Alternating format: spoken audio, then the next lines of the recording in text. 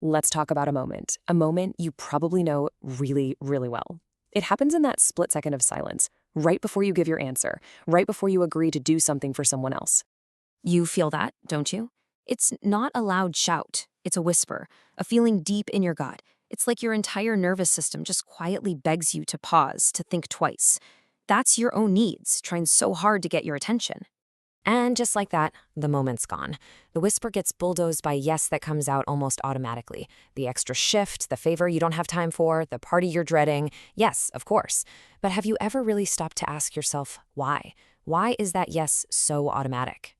Okay, let's get into that why. Because what's happening in that moment, it's got nothing to do with just being nice. That automatic yes is not a choice you're making in the present. It's a reaction, a deeply wired pattern, a survival blueprint that was drawn up a long, long time ago. Now, this is so important to get right away. You were not born a people pleaser. This isn't some fixed, unchangeable part of who you are.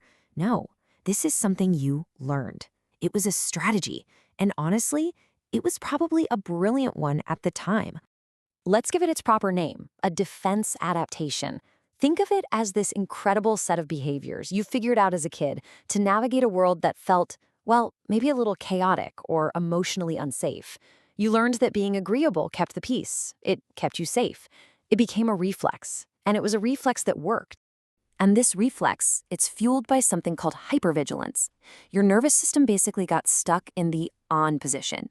You became an expert at scanning the room, at reading every tiny micro-expression, every shift in someone's tone of voice. You learned to figure out what people needed or what might set them off before they even knew it themselves. It was all about staying one step ahead of trouble.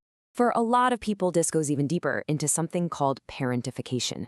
This is when, as a child, you had to be the grown-up. You were the peacemaker, the little therapist, the emotional stabilizer for the actual adults in your life. And that creates this powerful subconscious rule that you live by. If I'm not in control, if I'm not holding it all together for everyone, everything will just fall apart. And you carry that feeling right into your adult life. And that really brings us to the most important distinction here. This pattern isn't the same as genuine, freely given kindness. It's a survival reflex that you've practiced for so long that it's hardened, it's calcified into what you now think of as your identity. But here's the good news. A reflex can be understood, and an identity can always be reclaimed. But like any adaptation, there's a price. That constant knee-jerk yes, it comes with a really heavy emotional cost.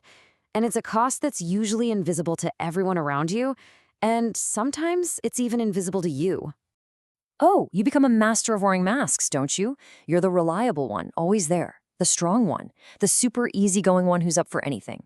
You're the person who never, ever seems to need help because you're way too busy holding it all together for everybody else. And man, is it exhausting. This right here, this is the fundamental trade-off of people-pleasing. In your constant mission to manage how other people feel, to keep them happy, to keep them comfortable, you had to learn how to systematically abandon yourself. Your feelings, your needs, your boundaries, they all got pushed aside. You became the world's best protector for everyone except for one person. And that's the question that just hangs in the air after every single one of those reluctant yeses. When you are constantly focused outward, taking care of everyone else, who's left to turn inward and take care of you? The true cost is a kind of invisible grief. It's this deep, quiet ache for the part of you that was never allowed to just be vulnerable, the part that never got to be messy or complicated or needy. It's grieving for the self that just wanted to be held, instead of always having to be the one doing all the holding. But listen, this is not where the story has to end. The most beautiful thing about a learned behavior is that it can be unlearned. This isn't about blowing up your life and becoming some totally new person. It's about gently, patiently, coming back home to the person you were before that reflex took over. So the path forward has a few gentle steps. The first one is just witnessing. Simply noticing when that urge to please pops up, without beating yourself up over it. Just, oh, there it is. Next comes reparenting, actively giving yourself the safety and reassurance that maybe you didn't get as a kid. And finally, choosing softness. Starting to understand that being vulnerable isn't a weakness. It's actually a sign that you finally feel safe enough to put down the armor. I love this quote because it just nails the kind of power we're talking about. Softness isn't weak or passive.